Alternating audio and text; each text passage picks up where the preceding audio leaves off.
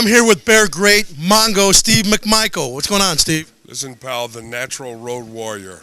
We were the road warriors before Mel Gibson. Read the book and you'll understand what I'm talking about, people. Yeah, Steve's got a new book out, and it's what's it all about, Steve? Tell us. Well, it's Tales from the Chicago Bears sidelines, but that's just to perk the interest here in Chicago. It's really about my whole life in sports, from the time I was a little bitty and first saw the Astrodome and said, "What is that?" Said it's a football stadium. I was 4 years old. First recollection that there's such a thing as football. Do you remember the first time you ever stepped on a football field? Yeah, it was in the 7th grade. You know, I was from a real small town, so they didn't have organized football like they do in the big city, the Pee Wee. So I had to wait till the 7th grade to put the pads on. And it was right after my last year in Little League Baseball. I'd slid home and broke both bones in my arm. And I just came fresh out of the cast to play football when it's starting up, when the school season starts. Mother didn't want me to, did anyway. Now, do you miss playing football, Steve? You know, I miss walking out the tunnel with the boys, and being with the boys in the locker room. My nickname evolved from Mongo to Ming the Merciless, and that's because I was merciless, breaking down with some sarcastic humor their insecurities, as it were.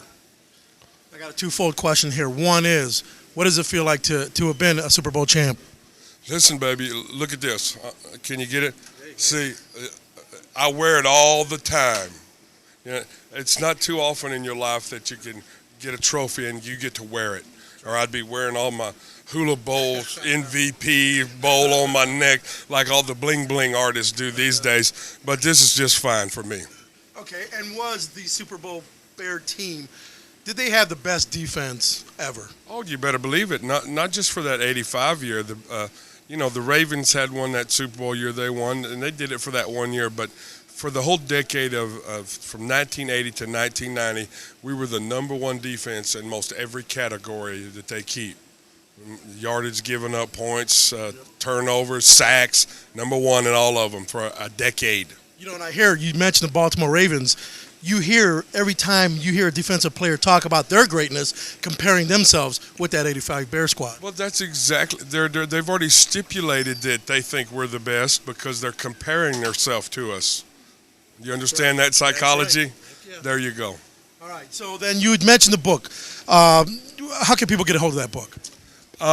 You can get it online at sportspublishingllc.com. Yeah, here it is right here. Thank you, baby. That was my wife, Misty. Right on, girlfriend. sportspublishingllc.com. And I'm doing Borders events around town, Barnes & Noble, book signings. So they're at the bookstores right now. And, you know, for kids out there who are watching the show, what kind of advice would you give them? I want to give some advice to their parents because I know I was stubborn too. I didn't want to put a neck collar on, a neck roll on when I played.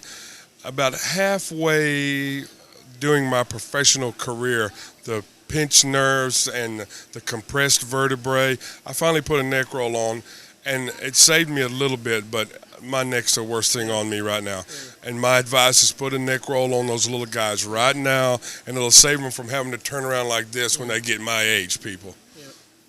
One last question is, Ditka, we got to ask you about the coach. What was it like to work for or play under him? Listen, baby, I love Coach Mike Ditka. You know, he had that heart attack. You know how much I loved him. Me and Hampton saved his life the day of his heart attack. We came up to the practice facility, and we saw on the monitors his heart specialist come on and said, well, you know, he's had a mild heart attack, and I've told him he's through smoking and drinking. Yeah. So me and Hampton went up to his office, stole all his cigars and booze, came to the locker room, handed it out to everybody. Then the next time we see him, what the hell are you guys doing stealing all my stuff? I said, Coach, we're just trying to save your life. Yeah, and you know, we talking about Coach. Good segue, baby. He wrote the foreword to the book. He finally had a few good things to say about me. Thank you, Coach. All right, we're good. Steve McMichael, thank you for being in Griffith, Indiana. You are the greatest that I know of Bears because you were the man that no one knew. They would always talk about Hampton. They always talk about Singletary, but you were the one that put that pressure on that front line all the time. Listen, baby, for every motor to work, it needs all the parts clicking. That's right. And we did. Right on. Thanks a lot. Mongo McMichael, thank you very much for watching Around the Region. Hey there, today we're at the Chicago Theater for